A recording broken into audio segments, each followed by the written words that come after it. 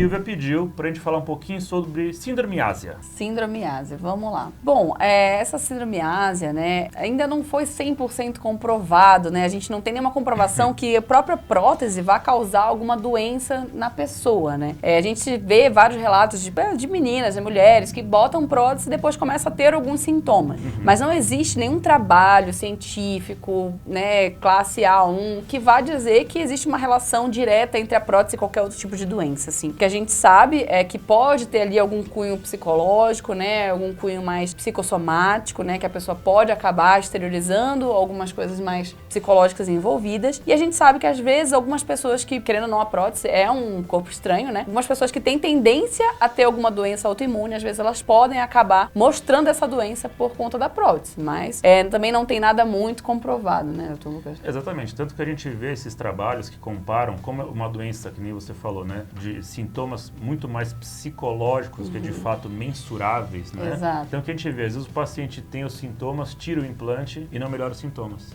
né? Ou melhora e depois põe o implante e não volta a ter sintomas, né? Então, assim, existe a síndrome ásia, existem estudos, né, que estão investigando, né, isso, mas até hoje não tem nada muito concreto. Né? São todos estudos inconclusivos e mesmo assim, uma coisa importantíssima, raríssimo, né? Então, sim, falando de sintomas raríssimos de acontecerem, né? Então, assim, pouquíssimos casos em milhares de pacientes. Então, por mais que seja uma coisa em estudo, em análise, com pouquíssima evidência científica que esteja de fato relacionada ao implante de silicone, né? Mesmo que esteja uma quantidade, uma fração minúscula da população que tem sintomas relacionados a isso. Uma paciente minha um dia desse veio me perguntar, mas eu tenho medo de colocar prótese porque tem muita gente tirando. Eu acho que não, na verdade. Eu já coloquei muitas próteses, acredito que o Lucas também, já, muitas centenas de próteses, e eu nunca precisei tirar nenhuma prótese. Eu acho que às vezes são casos isolados que acabam indo pra mídia e tomando uma repercussão muito grande. Mas, assim, eu, sinceramente, não tive nenhum caso. Não sei se o Dr. Lucas pode comentar. Também não. Nenhuma paciente minha com isso, não. Coloca muitas próteses, né? Assim. Olha, perder de conta. Também. Me perguntou quanto tempo pode viajar após a cirurgia. Vamos lá. Então, assim, geralmente aqui na Silicone Center a gente tem o padrão de orientar os pacientes a esperarem pelo menos 15 dias após a cirurgia.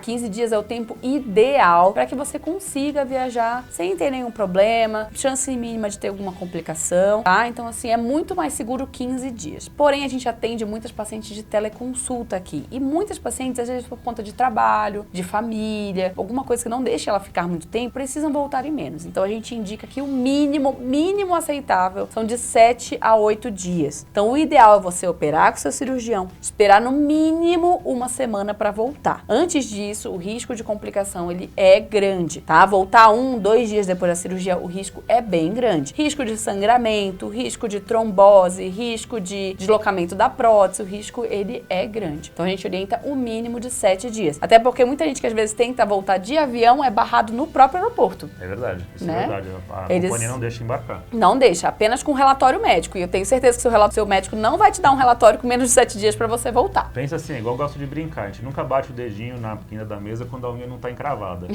Assim, verdade. É a mesma coisa, você tá recém-operado do peito, alguém vai te dar uma mochilada nas costas, alguém vai esbarrar em você, você vai tropeçar, vai pôr a mão. Não precisa dar chance pro azar. Com certeza, melhor cumprir certinho. Não é porque a minha amiga fez e voltou com um dia, melhor fazer tudo certinho para não dar problema nenhum. Vamos lá, Manuele operou conosco, não falou aqui há quanto tempo atrás, mas perguntou quanto tempo pode fazer bronzeamento artificial. Olha, bronzeamento, sempre, essa é bem comum também, né? Eu sempre oriento as minhas pacientes a esperar no mínimo 3 meses para o bronzeamento artificial. E mesmo após 3 meses, proteger muito bem a cicatriz, tá? Porque a cicatriz até um ano e meio, ela pode escurecer, tá? Ela pode ser prejudicada por sol, por bronzeamento, independente se for máquina, se for laje, independente, eu sempre espero esse período. Não sei se você faz alguma coisa diferente. Não, é mais ou menos isso também, né? Não existe uma data fixa, né? Por quê? A cicatriz, no período de clareamento dela, é onde ela está mais suscetível. Exato. Então, o paciente, a cicatriz clareou mais rápido, esse pode, teoricamente, voltar um pouquinho antes. Demorou mais para clarear, vai demorar um pouquinho mais para voltar, tá? Então, vai depender muito de cada paciente e da sua própria cicatriz. Exatamente, mas sempre protegendo a cicatriz, tá? Micropórezinho ali, ó, protegendo até um ano e meio.